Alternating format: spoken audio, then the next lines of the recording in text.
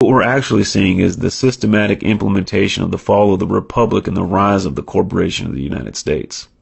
Every major event is a step in the ladder to achieve that end. COVID is just another rung in the ladder, which is why there's a deliberate mixing of all the wordplay, right? I mean, we should stop calling it, quarantine. That's a term designated for people that are verified sick. This is a house arrest mandated by the state. You should stop calling it, social distancing. There's nothing social about forced isolation.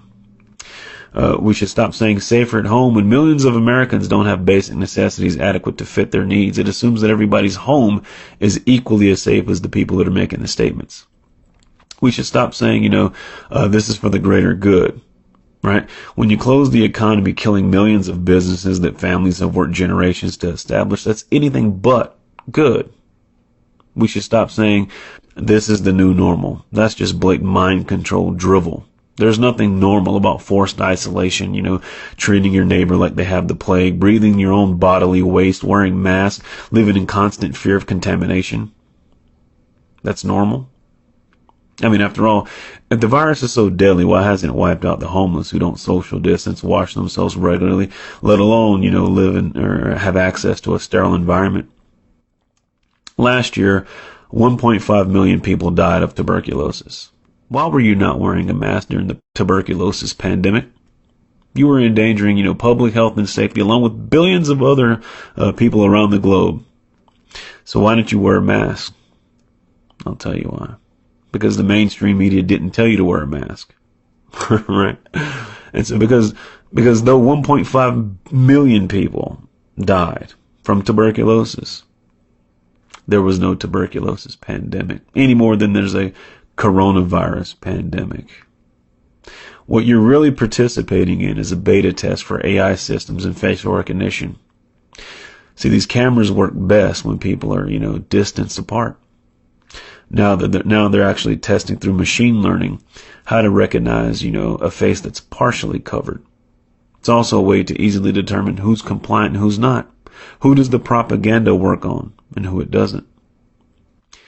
Now get this, there's some ironies that are here, right? A society that kills millions of babies a year for convenience has shut itself down to prevent adults from dying. People that on the one hand slaughter babies in the womb by the millions are now preaching to the masses about the sanctity of human life. It's double speak, double talk. It's the two doctrine policy. One for the initiated, one for the uninitiated. One for the inner circle, another for the masses. It's like saying, if I violate the stay-at-home order, I can be arrested, but you're letting convicted criminals out of prison so they don't get coronavirus. Thesis, antithesis, synthesis. If there's a real pandemic, does it require, faulty virus models, rigged test results, 81% false positives, inaccurate news reporting, staged hospital overruns, manipulated death certificates? Nope. When the government shuts down, millions of small businesses, but doesn't lay off any government employees, it's not about the health. When the state bans dentists from practicing but deems it necessary for abortion clinics to stay open, it's not about your health. When the state prevents you from buying seeds for your garden but allows you to purchase lottery tickets, it's not about your health. An institution that has the ability to destroy all of Earth through alleged nuclear warfare should not regulate personal self-defense. An institution that's caught trafficking drugs shouldn't be able to regulate plants.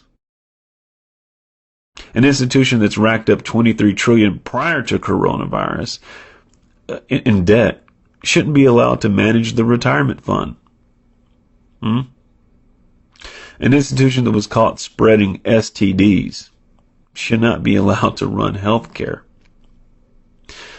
If people are really concerned about public health and safety, in general, but they don't care if people eat garbage, drink poison, smoke cancer, and take prescription drugs, but think that toilet paper, hand sanitizer, and masks are going to protect them from the boogeyman coronavirus. This is a special kind of stupid that I can't address here. You should ask yourself a couple basic questions. When did you consent from, you creating a government to serve you, to you serving the government ruling over you?